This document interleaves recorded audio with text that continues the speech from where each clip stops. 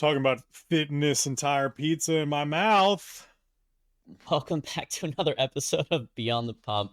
In this episode, we're talking about the top 5 fitness myths that we've stumbled across that we think our audience really needs to make sure that they're paying attention to. So make sure that if you do enjoy this episode, you share it with someone that could definitely benefit from this as well. We would love the support. So with that said, what is the first myth that we're jumping into today, fellas? No pain, no gain. I feel like is No probably pain. a good one. I love that. And it's so funny when we think about that's such a misconception that people think that they have to suffer and they have to constantly pee and sore like just leg day every day. And it's not the thing. Actually, what we find is that if you are experiencing soreness or a lot of pain during training, first of all, there's a couple different types of bad pain that you probably want to avoid. Sharpshooting pain, numbness or tingling, grinding or pinching in your joints. Like those are the top 3 kinds of intra workout while you're going through your lifting. You definitely don't want to feel. That's not muscular. That's not something that's usually productive. And so if you feel that, probably just stop for a second, reset, make sure you maybe film yourself while you're doing the movement to watch and make sure you're doing it correctly. And if you're not sure, go find someone to give you a form check, to give you some technique stuff. It's always a great idea to hire a personal trainer, especially if you're new. But when you think about like between workouts, like let's say you did a really hard workout one day, inherently the next day you might feel some soreness. There's something called DOMS, or delayed onset of muscle soreness. And that is something that will actually peak for different people anywhere from 24 to 72 hours later. So just because you don't feel like you're super trashed after your workout doesn't mean it's not coming for you, especially if it's a new training stimulus. But the thing that we find ultimately will dictate the most soreness is novelty. So if you're not used to doing something and you change it up, that is usually what's going to be the thing that stimulates soreness. So if you're always doing high intensity interval training, or you're doing like, a Barry's boot camp or whatever that is, you will inherently start to feel a lot of soreness at first, but it'll start to decrease over time. And then the problem becomes people think that they have to constantly do more of it, which is actually not the best thing, especially if you want to refer back to our previous episodes and hormones and like all that other stuff. That's not going to be the thing that dictates whether you see the progress or not. So at the end of the day, more pain does actually probably equals less gain in the long run, surprisingly enough. You want to have the right, what's called the minimum effective dose. And this is where we'll wrap this one up, in that you want to do the least amount of work to gain the most amount of benefit. So the same way that you could work 80 hours for a 40-hour paycheck, no one would ever want to do that inherently. So you want to do maybe 20 hours to get a 40-hour paycheck. That's really the name of the game that we're playing. And that's why intelligent fitness program design and hiring someone that is an expert, or reading and educating yourself, is really imperative for people these days. So if you're not sure, again, you can always email us, reach out to us on socials. We're happy to answer that stuff. But good myth. Do we have a second one? More sweat equals more fat loss. Yeah. Well, if that was true, then I'd be sitting around like 8%, 10% body fat year round, living in Phoenix. Oh, heck yeah. But it's if anything, it's not that you're losing more fat, you are losing a lot more liquids.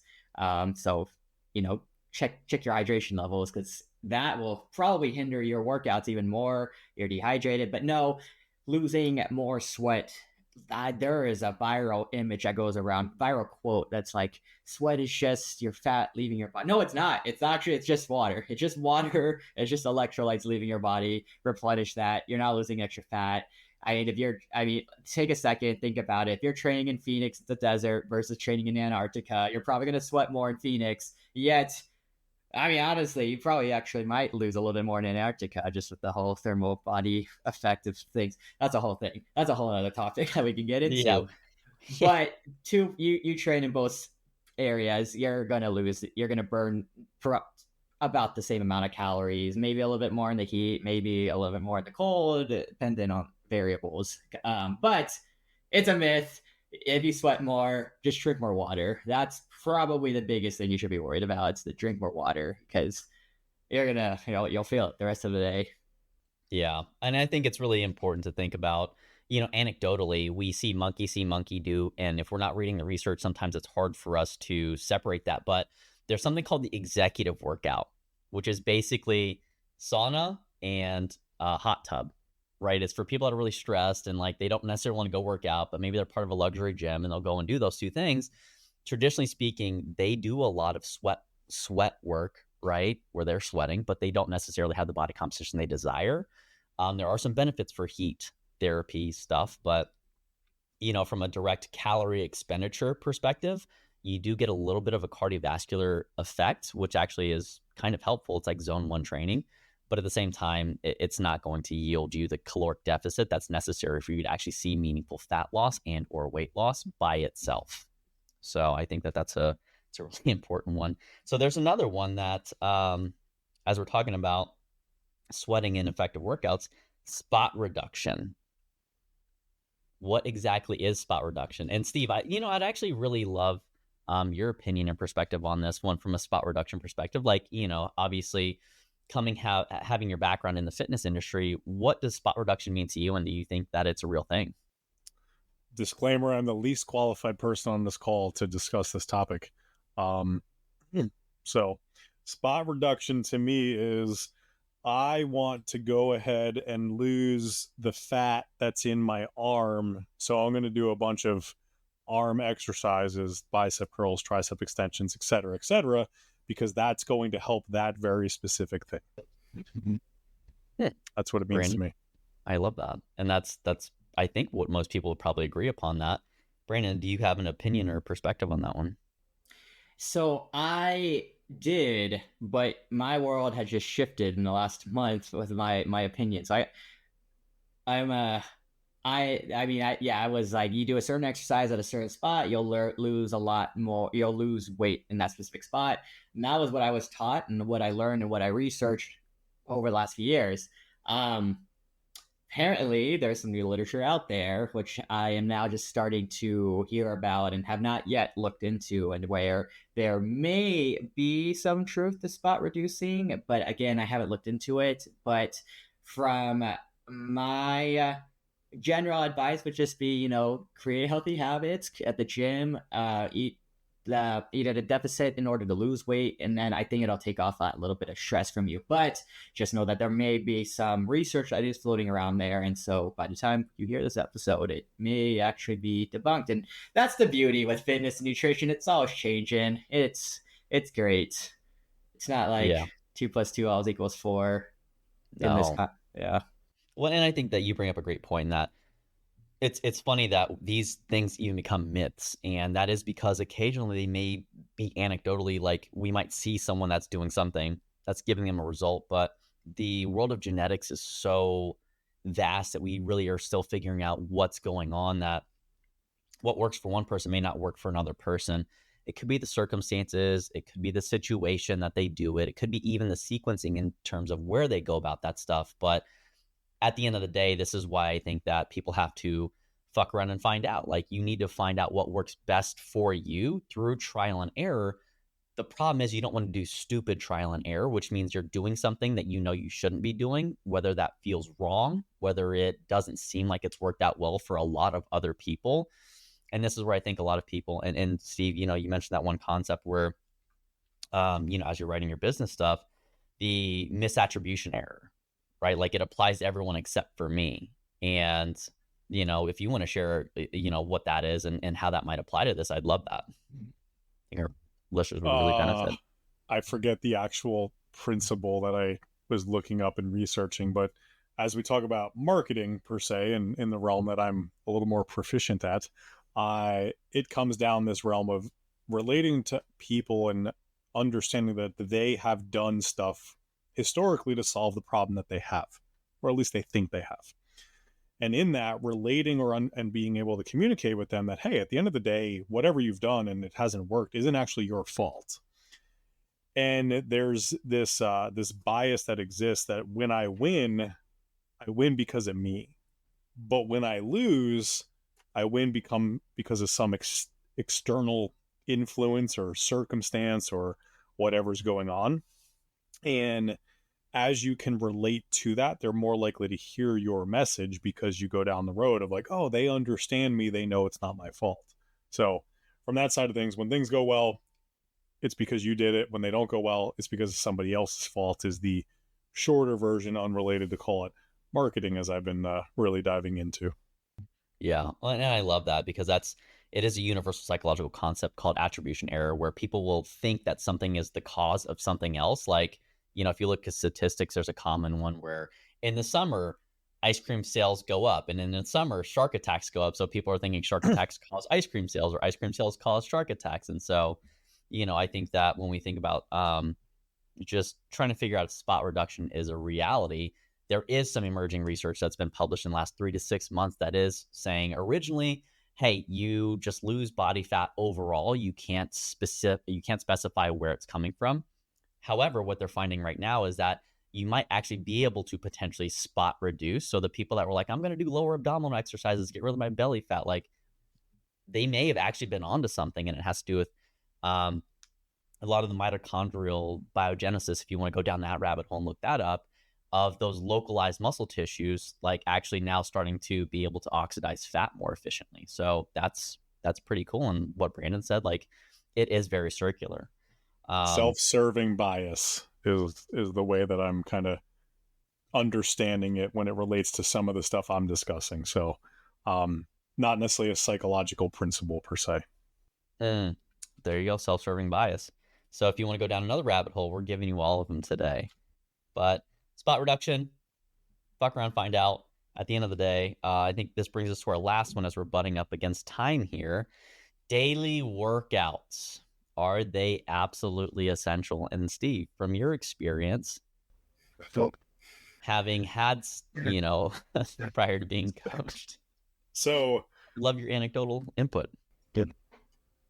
It's funny. I made a post on social media the other day, and it was meant to elicit debate, but it intentionally left out a lot of context in that post.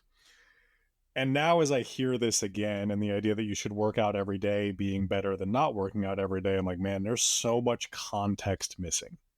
So, because my knee-jerk reaction is every day implies 7 days a week, but I'm going to say like 5 to 6 days a week is what I'll say 6 or more quantifies as like every day real quick in the following statement. For me, yeah, working out every day is a good thing because I'm less of an asshole and mentally it's good for me. When it comes to my body and trying to call it gain muscle or strength or things like that, it's really hard not to work out more than 3 days a week when I know that 3 days a week is actually what helps promote that stuff. And I still don't, I believe it, but I don't believe it because I feel better when I work out more often. But my results, my data, my lean muscle mass, my strength, all of those things are significantly better when I work out less frequently. So the context matters, but I think what we mean, the answer is no, it's not better. But there's also this mental benefit that at least I find that, yeah, when I go to the gym, even if I just putz around and do a few things with like 5 pounds and I walk on the treadmill, get some steps, I still feel better. Yeah, I think you're really, from a definition perspective, what is working out, right? Some people might think yoga and doing that for an hour is a workout. And I think what people are really trying to understand. Did you just say yoga's not a workout? Wow.